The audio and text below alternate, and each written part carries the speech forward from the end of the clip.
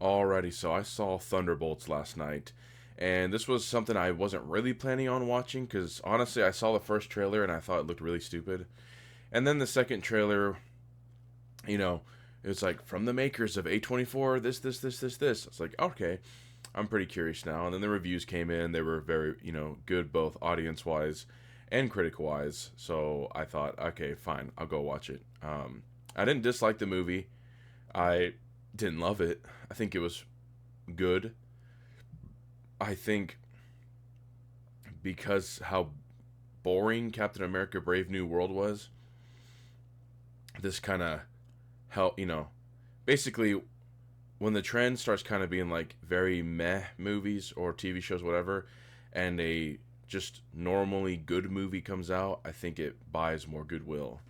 Um, yeah, just gonna get right into it. I personally felt the movie was pretty derivative of Guardians of the Galaxy, even just thematically, and even some lines felt like they were directly ripped from Guardians of the Galaxy One, which I need to rewatch Guardians of the Galaxy One, but I know, it's the cool thing to do, especially after Guardians of the Galaxy did so well, the Suicide Squad remake sequel did really well.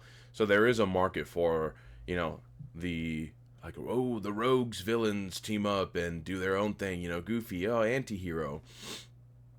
So I get it.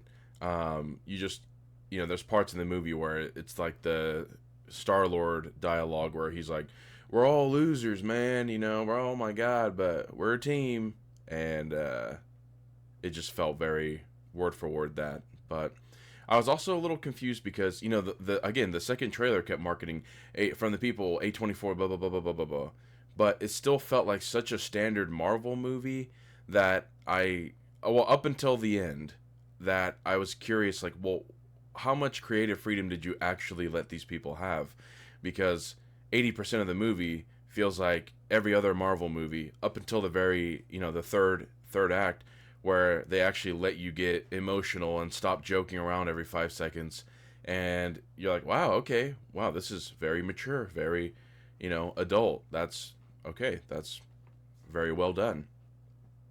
Um, I get it. The Red Guardian is the comic relief. Um, I just think there's a little bit too much. Because here's how my takeaway from this movie is: they were trying to be very adult with its subject matter, because there is discussions about drug addiction, mental illness, depression, all that. But I feel like they keep undercutting it with jokes nonstop, and not even just from Red Guardian. You know, Florence Pugh, her character, constantly is a sarcastic joker, and so you kind of like, and like everyone keeps like saying funny things. There was one moment, which everyone in the theater laughed, including myself, is because Red Guardian's talking about driving through the United States, and he was like, "Have you ever been to Oklahoma? It's very flat." And everyone just starts laughing. So that's more of like a meta because I live in Oklahoma joke. Um, but there's jokes that work in the movie, but it's you have Red Guardian as the main comic relief, but then every other character is constantly also making little quips and jokes nonstop. While it's like, oh my god, I get it. Oh, I'm so tough that I hide my pain through jokes. But then you have everyone be a joker, and then in the third act, you get the super serious, you know, very very brief conversation between a couple of characters. That's really emotional. Really, the acting is incredible, but I just kept thinking, why could we not get more of this? For a movie that is really about like self-loathing, depression, and isolation. 80% is just jokes and quips. I don't know. Maybe I'm thinking too much into it. Um, the character of Bob, which I mean, everyone I think by the trailer has seen, but um, I thought he was well done as a villain slash hero, I guess. And when you learn about his background, you're like, wow, Like that's sad. And you get to see a glimpse, and I thought we were going to get more of that. Basically, because I really just want to get into spoilers. I think the movie is good.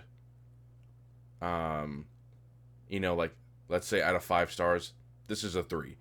It did what it needed to do to, for a general audience, whatever, and clearly is going to make a bunch of money. Got good reviews. For me personally, I don't think I would buy this on Blu-ray or anything or care to own it. I thought the same with Captain America Brave New World. I wouldn't care to have that either.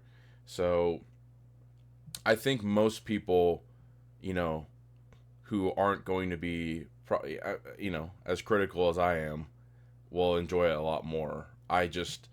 From what the marketing had hyped up, I thought we were going to get a much more serious tone movie, and it just didn't seem like that. But I'd say go watch it still. Again, my opinion doesn't mean anything. Like, what I think of a movie is not what other people think. And so these are just my thoughts. But I'm going to get into spoilers now. So, you have, U.S. Agent John Walker, Yelena, Red Guardian, Ghost from Ant-Man 2. Haven't seen her in a while. Taskmaster and Bob. And so a decent chunk of the movie, I'd say, even going past the first act a little bit, it takes place where all the characters meet up in this underground vault owned by Valentina de Fontaine, played by Julia Dreyfus, which I think she was in one of the other shows or movies. I don't remember watching anything where she's from, so I'm glad that they explained just enough that I understood who her character was and kind of the relation with everyone, because that was something I was worried going into this movie, is that it was going to be, because Captain America Brave New World was really bad, where they expect that you've watched the show, and if you haven't, there's a lot of callbacks and things where you're like, wait, what? Luckily in this movie, you don't really have to have watched anything else. Maybe Black Widow. I should probably watch that. But they explain John Walker's character, Ghost, Yelena, Red Guardian, Winter Soldier. It was kind of laughable to bring back Taskmaster, which I don't even think the actress was actually on set, because when you see her face for 1 second, it looks very CGI. And it's very laughable just seeing Taskmaster get, their ass kicked twice in one scene, and then dies. It just gets shot in the head, and you're thinking, this is Taskmaster, who could copy every Avengers moveset, and they couldn't predict being shot in the face. It just seemed just kind of like a lazy way out to get that character out of the way. But it kind of didn't make sense for me. Why even have the character? It kind of felt comical to be like, ooh, look, we're killing people, but then you just kill a character that you didn't even care to give character development to. I thought what would have been interesting is to actually give Taskmaster some level of character development, and then when they're all fighting Bob or the Sentry, have Taskmaster be killed. Basically a multiverse of madness when Wanda is killing off the Illuminati.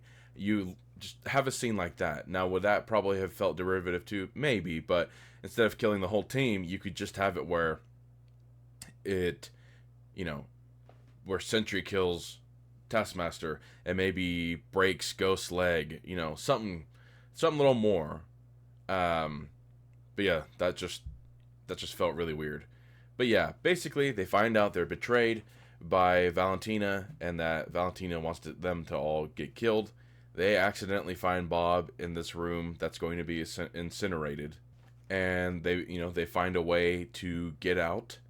And so you kind of have the main story, which is the Thunderbolts, and then you kind of have the B story, which is that since Bucky is now a congressman, him and the other senators are trying to impeach Valentina because there's been suspicions that she's doing human testing and very, very illegal government stuff. So I think the movie flows well, cutting between each story. Um, the character development is good enough. I will say I don't believe by the end that they would magically just all be friends. Because in movie time, it's maybe like one day, if that, 1 or 2 days. And so it's kind of hard for me to believe that these people, from what they've been established from their other shows and stuff, that in less than a day or one day, they all just become like friends and I've learned my lesson. I've had an epiphany. It almost felt like Boba Fett from the Boba Fett show, where it's like, dude is like mid 40s and has been, a horrifically scary bounty hunter, and then has one interaction with a Sarlacc pit, and he's like, I'm completely changed in one day. But who knows? And something really neat. Again, I thought the third act was the best part of the movie, where the most creativity was really shown. Um, but Bob the Sentry is a man-made superhero, which in a world with aliens and magic, whatever, I guess you don't really question like how in the hell were they able to make a super soldier serum that literally makes him able to fly, invincible, telekinesis, all that. But if you've seen the trailer, you know that he's going to become the Void Sentry, and so it starts out he's like the fish out of water, where it's like, oh, he doesn't belong here. Like, what's going on? What's going on? And his void powers, which is that he basically can make people sucked into a pocket dimension to relive their most horrific, like most depressing, like memory over and over again. And so you get hints of that in the beginning, where you see John Walker was a piece of shit dad, and Yelena had to trick her friend when she was a kid to get killed. And you, in my head, I thought in the third act, because she willingly walks into the void to try to make Bob understand that he's not alone and that there's more than the void. And I thought, because you see her go through it, she's going through rooms, going through her memories, like fighting it. And then the other Thunderbolts are like, okay, we need to follow her too. So I thought we would get at least like one scene of each character overcoming their own worst memory, because their conviction and like unwavering sense of caring for their friends and their team outweighed the most horrific parts of their lives.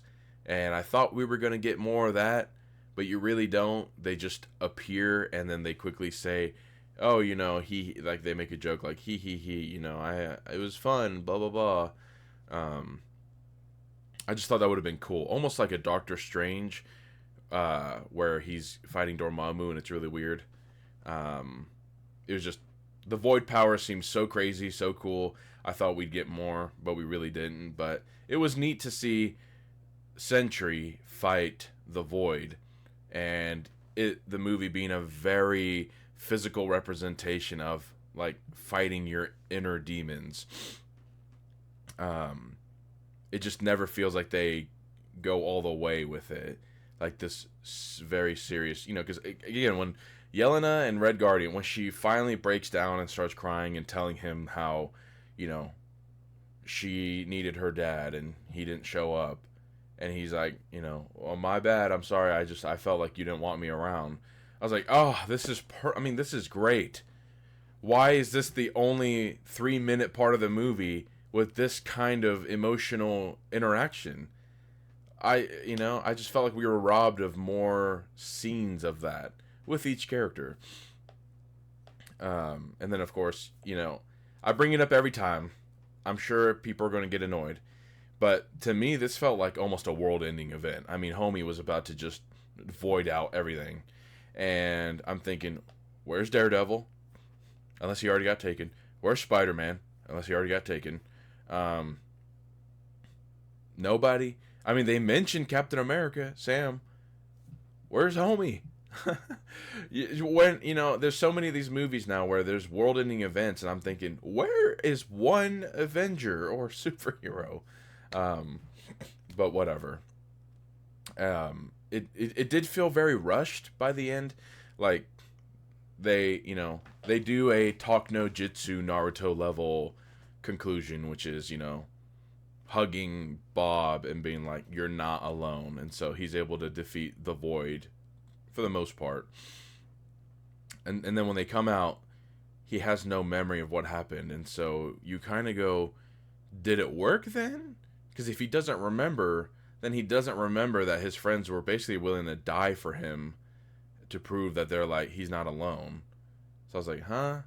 And then they see Valentina right there, because her whole plan the whole movie was to kill them. And she's like backing away, like, oh, wait, because early in the movie she's like, yeah, I have a press conference that's about to happen where Sentry's going to kill all of you and show the world that he's the new Earth's mightiest hero. And so after all this happens, the city's been destroyed, they all come out of the void, they're walking towards Valentina like, oh yeah, we're going to kill you. And she's like, wait, goes behind like a curtain thing. And then when they come through, there's like a whole press conference and a podium, and she's like, I want to introduce to you the new Avengers. And it just felt so rushed, so out of place. You're telling me, okay, because, my wife was like, oh, well, she said that they're having a press conference. I'm like, yeah, that was before the entire city became a black hole and it's like fully destroyed. You're telling me that an entire news crew has nothing better to do than to wait? And when did she... What? Like, it just felt so random. You should have had it where they're chasing her down, and then they basically have dialogue where they're like, we're gonna kill you. Alright, you're a dumb bitch, we're gonna kill you. And then her going, how about a counteroffer? I pardon all of you, basically, and you're all now the new Avengers, and you get like your own town, whatever, and you just don't rat me out. Something. It just felt so boom, they just stop the void, bam, and then it ends, and you're like, wow, that was really fast and really odd. And the first post-credit scene I thought was stupid. Of course, people laughed. The actual post-credit scene, here's the thing. Because the complaints with post-credit scene lately have been that they set something up that's never touched upon ever again. So Multiverse of Madness set up Charlize Theron and all these other things. Eternal set up the One Direction guy as Thanos' brother. And so there's random stuff, and people were annoyed, like, the post-credit scene used to just kind of set up the next movie. And so you watch the post-credit scene, it sets up the Fantastic Four. But it's in a weird way where it sets up the Fantastic Four because it shows their ship coming in an orbit, and it says multi-dimensional, blah, blah, blah, which kind of sucks because, my hype for Fantastic Four was like, oh, it's going to be its own self-contained thing. But this shows that clearly Galactus either wins or whatever, and they just fuck off to this dimension. I thought it would have been a little bit more ambiguous if it was just like radio transmission, something, or we got, something a little bit more vague, so you could kind of be like, how does Fantastic Four end? Because in my mind, they're coming to the normal universe, so clearly something bad happens. Because if it doesn't, that's just really weird to want to leave that. Unless they're following Doctor Doom here, maybe, I don't know. But yeah, Thunderbolts, not a bad movie. The lighting is great. Production value is great. The acting, for the most part, is great. My favorite part was Sentry and Sentry's powers and his background. And so my biggest gripe is I just felt like the movie wanted to be more darker and more adult, but had to stick with that PG-13 rating. So that is my thoughts on it. And again, I'm on Letterboxd. I always make my reviews like seconds after the movie's over, so you can kind of get a good idea of what I think about it from there. And then the video is just for me to kind of ramble off about more and more things that kind of caught my eye or whatever. So until next time, that is going to be it. I appreciate you watching. I'm out.